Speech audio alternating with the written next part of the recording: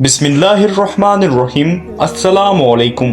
प्यारे दोस्तों, दुनिया में ऐसी बहुत सारी चीजें हैं जिनकी तलाश सदियों से नहीं बल्कि हजारों सालों से जारी है और आज इंसान इसकी तलाश के लिए बेशुमार कोशिशें कर रहा है। खास तौर पर ऐसी चीजें मुख्तलिफ मजहबों के मुकल्लद चीजों से ताल्लुक रखती है और आज भी हम आपको एक ऐसी चीज के बारे में बताने जा रहे हैं जो कि यहूदी मजहब के लिए बेहद अहमियत रखती है और उनकी अकीदे में इसका बड़ा मकाम है। दोस्तों, हम जानते हैं यहूदी मजहब में ताबूत सकीना को मरकजी हैसियत हासिल है।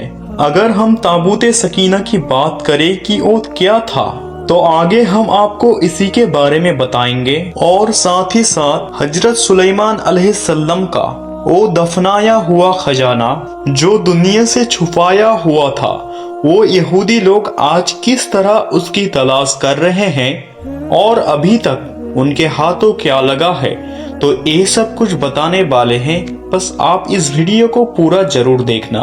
प्यारे दोस्तों, एक मुकद्दस शहर जिसे बैतुल मुकद्दस या जेरूसलम के नाम से जाना जाता है, इस शहर को दुनिया के सबसे पुराना शहर भी माना जाता है।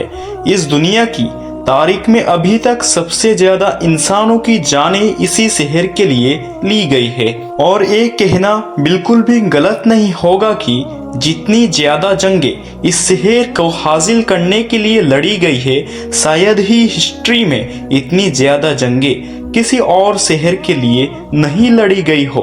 दोस्तों, इस शहर के बारे में ये भी कहा जाता है कि इस शहर का जर्रा जर्रा मुकद्दस है। दोस्तों, आपको बताते चले कि ये दुनिया का एक लौता ऐसा शहर है जिसको तीनों ही इब्राहिमो मजहब यानी कि यहूदियों और ईसाइयों के साथ साथ मुसलमानों में भी हद से ज्यादा मुकद्दस माना जाता है। तो दोस्तों, दरअसल ताबूत सकीना की अहमियत की दास्तान हजरत दाऊद अलैहिस्सलाम की दौर से शुरू होती है। ये वो ताबूत था जिसमें बनी इसराइल की जानिब भेजे गए पैगंबरों से वाबस्ता तब तक रखे जाते थे जब हजरत दाऊद अलैहिस्सलाम का दौर आया। तो उस वक्त अल्लाह रब्बुल इज्जत ने ये बसरत बजरिया वही नाजिल फरमाई कि ताबूत सकीना जिसके पास होगा वो कामयाब होगा। इस वक्त ताबूत सकीना बनी इसराइल के दुश्मनों के पास था। उस ताबूत सकीना को हजरत दाऊद अलैहिस्सलाम ने हासिल किया और इसी वजह से उन्हें अल्लाह रब्बुल इज्जत की मदद और नुसरत हासिल हुई और उन्होंने दुश्मनों पर जीत हासिल कर ली।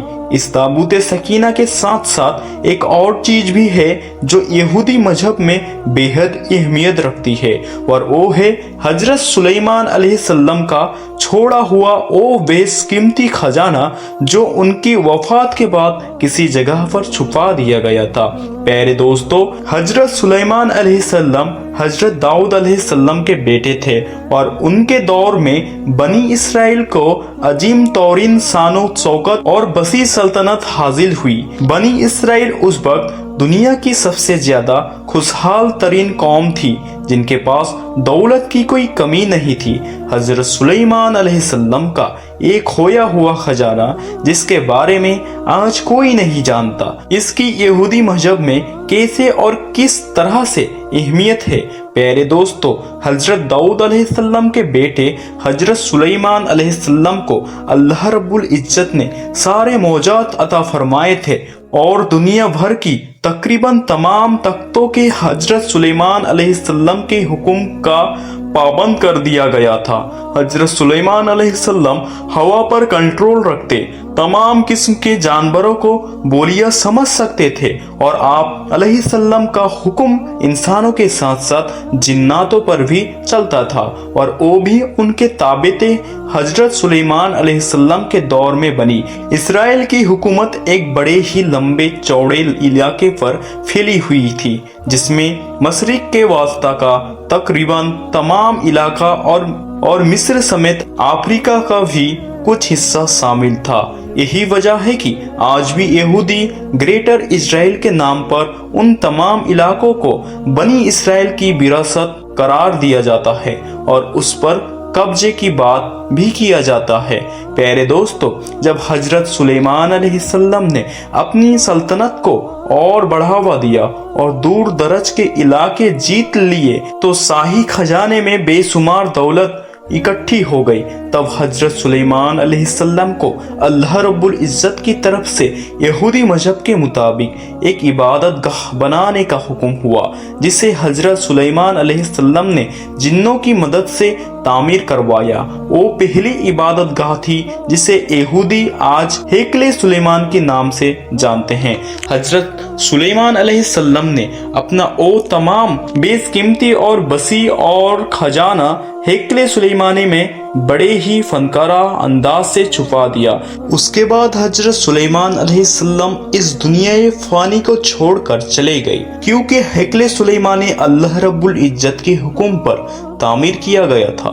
یہ یہودی مذہب میں بڑا ہی مقدس ترین مقام تھا۔ حضرت سلیمان علیہ السلام کی وفات کے 40 سال بعد تک یہودی قوم میں پھوٹ پڑ چکی تھی اور آپس میں وہ بدگمانی کا شکار ہو گئے تھے۔ اسی بات کا فائدہ اٹھا کر موجودہ عراق کے ایک بادشاہ جس کا نام بخت نصر لیا جاتا ہے، اس نے بنی اسرائیل کی سلطنت پر حملہ کیا۔ بابل ہو کے حملے میں بنی اسرائیل نے ہار مانی اور انہیں غلام بنا لیا اور ان کا قتل عام بھی کیا گیا۔ یہاں پر ہم اس بحث میں نہیں پڑیں گے کہ بنی اسرائیل پر آنے والی اس آزمائش کی وجہ مذہبی طور پر کیا تھی اور کیا نہیں تھی، اس پر ہم بالکل بات نہیں کریں گے۔ ہم اپنی ٹاپک پر بات کریں گے حضرت سلیمان علیہ السلام کے خزانے کو لیے بیش قیمتی چیز تابوت سکینہ بھی تھی، جسے سونے کی چادروں سے ڈھلا گیا تھا۔ ہیکل سلیمانی بھی بڑے ہی شان شوکت والے انداز سے تعمیر کیا گیا تھا، جس کی اندرونی دیواروں پر سونے کی چادر چڑھائی گئی تھی اور ان پر طرح طرح کی نقش و نگار بنائے گئے تھے۔ یہی وجہ ہے کہ حملہ کرنے والے بابل ہین لشکر کے لیے یہودی کا مقدس ترین مقام ہیکل سلیمانی لوٹ مار کا مرکز بن گیا۔ ہیکل سلیمانی کے اندر سے ملنے والی تمام چیزوں کو لوٹ لیا گیا، اسے آگ لگا کر جلا دیا گیا۔ دوستو، یہ واقعہ آج سے تقریباً 4000 سال پہلے کا ہے۔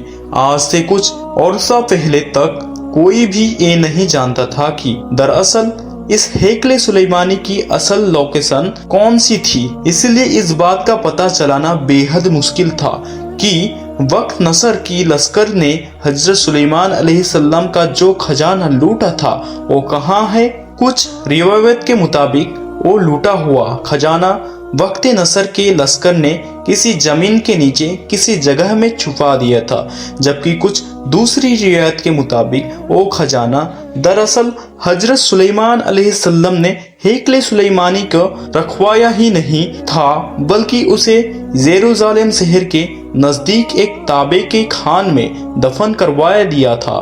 پیارے دوستو، آپ کو یہ بتا دے کہ اس زمانے میں سونے کے ساتھ ساتھ تانبا بھی بے حد قیمتی دھاتو سمجھ جاتا تھا، کیونکہ تانبا بہت ہی کم ملا کرتا تھا۔ سونے کی طرح ہی تانبا بھی ایک نرم دھاتو ہے جس سے زیورات بنایا جا سکتا ہے، اسی لیے اس زمانے میں سونے کے بعد تانبوں کی قیمت لحاظ سے دوسرا درجہ حاصل تھا۔ پیارے دوستو، کچھ عرصہ پہلے یہودی مذہب کے اس سے پہلے مقدس ترین مقام ہیکل سلیمانی کی لوگ کا پتہ لگا لیا گیا اور وہاں سے ملنے والے اثر کے مطابق یہ بات بھی کنفرم ہو گئی کہ دراصل خزانہ یہاں سے لوٹا ہی نہیں گیا، کیونکہ یہاں پر تو خزانہ موجود ہی نہیں، بلکہ وہ خزانہ واقعی روایت کے مطابق کسی نہ کسی تابے کی خان میں موجود ہے۔ تو پیارے دوستو، اس زمانے کے یروشلم شہر کے نزدیک تابے کی خانوں کا بس ایک ہی سلسلہ تھا، جو یروشلم شہر سے تقریباً 10 سے 12 کلومیٹر دور وادی تیم میں تھا۔ وادی تیم میں موجود تابے کی خان صدیوں قبل بند ہو گئی تھی، لیکن اس کے اثر آج بھی باقی ہے۔ دنیا بھر کی آرکیولوجی ڈپارٹمنٹ نے کافی عرصے سے वादी तीम में मौजूद ताबे की खाने को खुदाई की ताकि हजरत सुलेमान अलैहिस्सलाम के उस छोड़े हुए खजाने को वापस हासिल किया जा सके। बनी इसराइल मजहब में मौजूद रिवायत के मुताबिक उस खजाने में कम से कम 10 से 20 हस्त तो सिर्फ सोने और तांबे से बने हुए बर्तन मौजूद है, जबकि बाकी सिक्कों के सोने, जेवरात, हीरे, चांदी का अंदाजा हम खुद लगा सकते हैं। ये खजाना इस कदर बड़ा है कि जिसके हाथ में दिया गया वो मुल्क रातों रात अमीर बन जाएगा। और यही वजह है कि हजरत सुलेमान अलैहिस्सलाम के छोड़े हुए गुमशुदा खजाने की तलाश बड़े पैमाने पर जोर शोर से जारी है।